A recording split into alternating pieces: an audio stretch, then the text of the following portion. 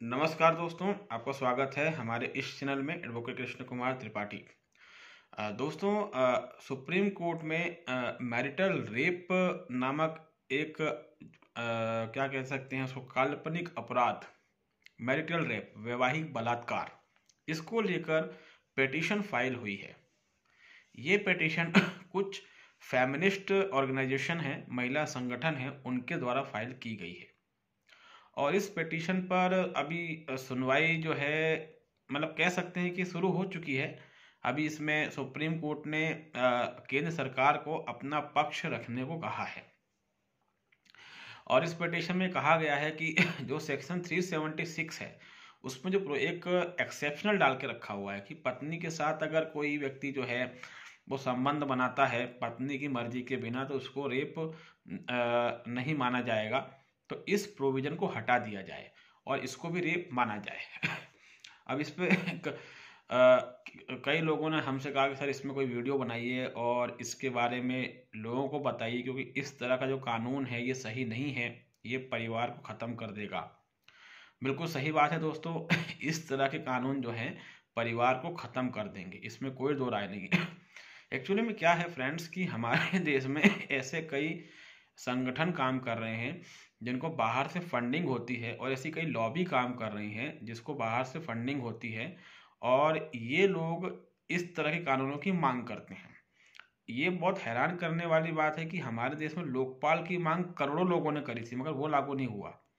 मगर वैवाहिक बलात्कार नामक जो मामला है इसकी मांग किसी महिला ने नहीं करी। कुछ महिला संगठन है मुट्ठी भर, जिनकी संख्या 10,000 भी नहीं है। तो इस तरह की महिलाओं ने इस तरह के कानून की मांग करी है। तो ऐसा नहीं लगता कि पूरा सिस्टम जो है कहीं ना कहीं फिक्स है कि वो मांग करते हैं, वो पिटीशन लगाते हैं और न्यायपालिका ऐसी पिटीशन पर गंभीर हो जाती है। आपको जान के हैरानी होगी कि भारत में आज भी मतलब कम से कम 50% से अधिक महिलाओं को यही नहीं पता कि हमारे देश में घरेलू हिंसा नामक कोई कानून है, या हमारे देश में दहेज या 498 जैसा कोई कानून है। और ये बात उनको इसलिए नहीं पता क्योंकि उन्होंने कभी इस तरह के कानून की मांग की ही नहीं, और ना ही कभी इस तरह के कानून को उन्होंने कभी सपने में भी देखा या सोचा। तो जब उन्होंने इस तरह के कानून की मांग की ही नहीं तो कैसे पता होगा? और मांग की किसने? चंद मुट्ठी भर महिलाओं ने, और उनके समर्थन में कुछ पुरुष खड़े हो सकते हैं। तो ये बड़ी हैरान करने वाली बात है कि इतना बड़ा देश, एक लोकतांत्रिक देश, और वहाँ पर चंद लोग खड़े होकर कुछ भी कानून बनवा लेते हैं। और वहीं दूसरी तरफ जब पूरा देश कोई एक अच्छे कानून की मांग करता तो वो लागू नहीं होता। तो सीधी सी बात समझिए कि इसके पीछे वोट बैंक की पॉलिटिक्स होती है। उसके अलावा सुप्रीम कोर्ट में भी कुछ ऐसे जजेस बैठे हैं जो फेमिनिस्ट हैं। तो जब ऐसी लॉबी बैठी रहेगी तो सीधी सी बात है, फैसला महिलाओं के पक्ष में ही आएगा। और ये समय समय पर सुप्रीम कोर्ट के जजमेंट्स होते हैं उसको पढ़कर हमें फील होता है। और सुप्रीम कोर्ट में जो फेमिनिस्ट जजेस हैं उनकी विचारधाराओं को सुनकर और उनके समय समय पर जो बयान आते हैं उन बयानों को सुनकर ऐसा लगता है कि कुछ गड़बड़ है। लेकिन अब एक संवैधानिक संस्था है सुप्रीम कोर्ट, न्यायपालिका है, और न्यायपालिका स्वतंत्र है। तो ऐसा कुछ सिस्टम ही नहीं है हमारे पास कि हम इन चीज़ों के खिलाफ कुछ कर सकें। अगर मैरिटल रेप कानून की बात करें तो दोस्तों इसमें कोई लॉजिक नहीं है।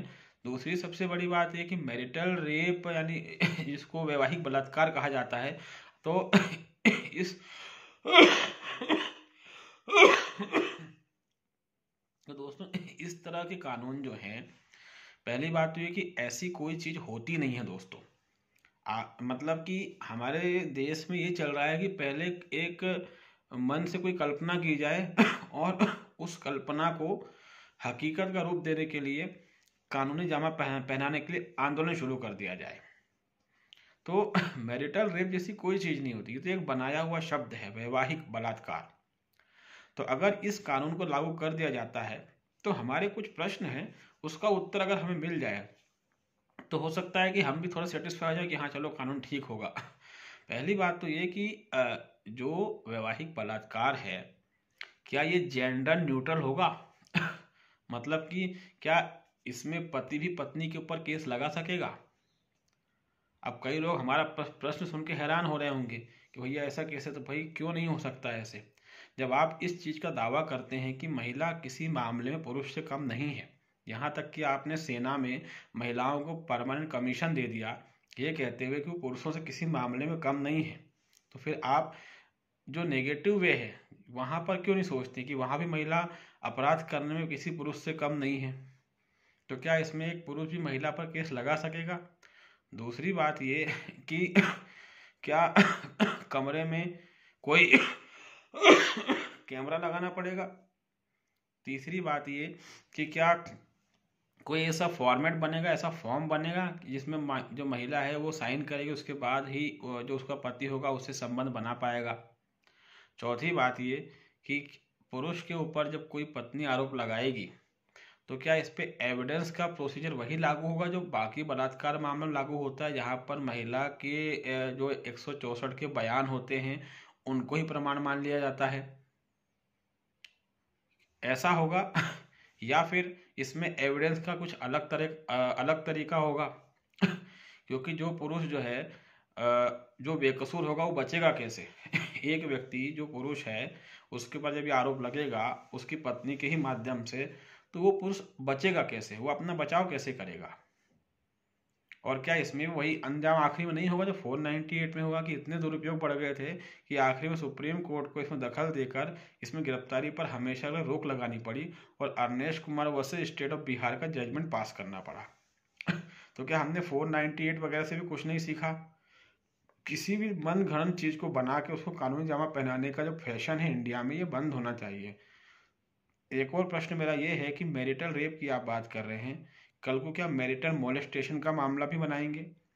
क्योंकि जिस तरीके से पति बलात्कारी हो सकता है वैसे पति मनचला भी हो सकता होगा कि पत्नी ये कहे कि मैं किचन में खाना बना रही थी, पति ने मुझे सीटी मारी, आंख मारी, तो इस तरीके से तो फिर पति के ऊपर मैरिटल मोलेस्टेशन यानी वैवाहिक छेड़खानी या वैवाहिक यौन शोषण का मुकदमा भी दर्ज होना चाहिए। तो क्या कल को ऐसा कानून भी आएगा?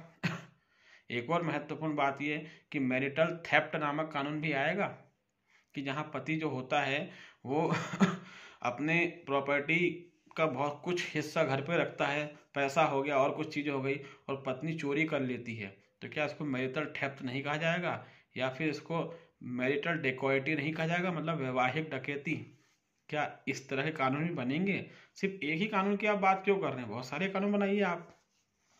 भाई चोरी चोरी होती है तो फिर मैरिटल थेफ्ट नामक चोरी कानून क्यों नहीं? मैरिटल रेप हो सकता है तो मैरिटल थेफ्ट क्यों नहीं हो सकता? इस विचारधारा के साथ जब कोई जज कुर्सी पर बैठता है कि महिला पर ही अत्याचार होता है और पुरुष ही अत्याचारी है, तो दोस्तों ऐसी अदालत में हमको न्याय नहीं मिल सकता, क्योंकि जज इसी सोच के साथ बैठते हैं। और ये बात आप अच्छे से जानते हैं कि हम एक ऐसे समाज में रहते हैं हमारे देश में, भारत में, जहाँ पर चीख चीख के कहा जाता है कि पुरुष प्रधान समाज है, लेकिन इसकी हकीकत कुछ और है दोस्तों। ये बड़ा विचित्र पुरुष प्रधान समाज है जहाँ पर एक पुरुष आयोग नहीं है। बड़ा विचित्र पुरुष प्रधान समाज है कि यहाँ संसद में 365 दिन महिला अधिकारों की आवाज़ें उठती हैं, मगर पुरुष अधिकारों की आवाज़ संसद में बैठे 750 सांसदों में कोई नहीं उठाता। और ये बड़ा विचित्र पुरुष प्रधान समाज है जहाँ महिला थाना है मगर पुरुष थाना नहीं है। ये बड़ा विचित्र पुरुष प्रधान समाज है जहाँ एक महिला को शाम को 6 बजे के बाद गिरफ्तार नहीं कर सकते, पुरुष को कर सकते हैं। महिला की बेल आसानी से हो जाती है, पुरुष की नहीं होती है। महिला ने कितने भी गंभीर अपराध किए हों उस पर अदालत कभी गंभीर नहीं होती, और पुरुष ने साधारण सा भी अपराध कर दिया तो अदालत गंभीर हो जाती है। हमारे देश में थप्पड़ कोई किसी को भी मारे, अपराधी पुरुष ही होगा। चाहे महिला पुरुष को थप्पड़ मार दे, पुरुष महिला को मार दे, दोनों मामलों में अपराधी जो है वो पुरुष होगा। तो इस तरह की समानता की जो दिखावा किया जा रहा है, इस वास्तविकता यह है कि महिला समानता का सिंपल सा अर्थ मेरे देश में जो मुझे समझ में आया वो यही है कि महिलाओं को स्पेशल राइट देना, इसको महिला समानता कहते हैं, इसको लैंगिक समानता कहते हैं, जेंडर न्यूट्रल लॉ। क्योंकि इंडिया में यही डेफिनेशन देखने को मिल रही है। वो खुल्लम खुल्ला पुरुषों के साथ भेदभाव करते हैं और बाद में उसको जस्टिफाई करते हैं, कुतर्क करते हैं। ऐसी कौन सी विडंबना है, कौन सी ऐसी व्यवस्था है जो ये कहती है कि महिला को यौन अपराधी नहीं माना जा सकता। भारत में यौन अपराधी एक पुरुष ही क्यों होता है? किसी महिला को आप बीच की उंगली का इशारा करें तो आपको जेल हो जाएगी, और कोई महिला आपको करे तो उसको कुछ भी नहीं होगा। इस चीज को कैसे जस्टिफाई करेंगे? कोई महिला अगर आपको व्हाट्सएप पर गंदी तस्वीर भेजती है, उसको कुछ नहीं होगा। आप भेजते हो तो आपकी जमानत भी नहीं होगी। इस भेदभाव को कैसे जस्टिफाई करेंगे? क्या तर्क देंगे? घरेलू हिंसा पुरुष के साथ भी होती है, महिला के साथ भी होती है, बच्चों के साथ, बूढ़ों सबके साथ, फिर महिला ही क्यों? पुरुष को के साथ घरेलू हिंसा हो रही है, उसको इंसाफ कैसे देंगे आप? क्या तरीका है आपके देश में? बहुत सारी ऐसी चीजें हैं। आपने कहा दहेज लेना गलत है, दूसरी तरफ आपने एक ऐसी व्यवस्था बना दी कि उल्टा दहेज शुरू हो गया है। अब पहले दहेज लेना गलत था, अब दहेज अदालतों में लिया जा रहा है। 10 लाख, 50 लाख, 1 करोड़, 100 करोड़ मेंटेनेंस लम्प के नाम पर लमसम अमाउंट लिया जाता है, वन टाइम सेटलमेंट के नाम पर। तो आप समाज को कहाँ पर ले जा रहे हैं? और इन सब को जस्टिफाई किया था कि अरे महिलाएं बड़ा अत्याचार हो रहा है। मतलब ना बात का सिर ना पैर, हवा में बातें करवा ली जाए बस। पुरुष प्रधान समाज है भैया, ऐसा कैसा पुरुष प्रधान समाज है?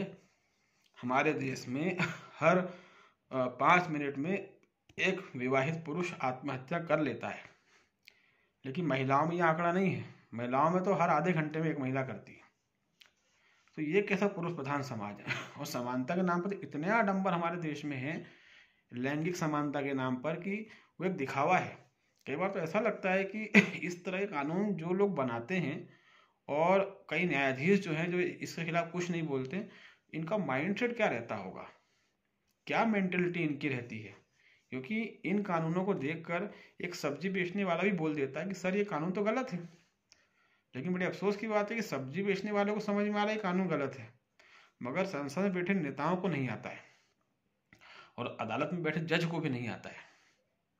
तो मैरिटल रेप की जो बात कर रहे हैं तो बस उसमें मैं कहता हूँ उसमें आप बनाइए कानून, मगर ये कानून भी लेके आइए कि अगर झूठा साबित हुआ तो पत्नी को जेल होगी, जो सजा पति को मिलने वाली थी वो पत्नी को मिलेगी, और साथ में पति को बिना कोई शर्त तलाक मिलेगा, और वो पत्नी को किसी तरह का भरण पोषण नहीं देगा।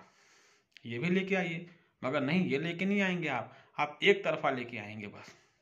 दोस्तों, कानून का बिल्कुल प्राकृतिक सिद्धांत है कि अगर कोई झूठा आरोप लगाता है तो उसको वही सजा मिलनी चाहिए जो उस व्यक्ति को मिलने वाली थी अगर वो आरोपी साबित हो जाता तो।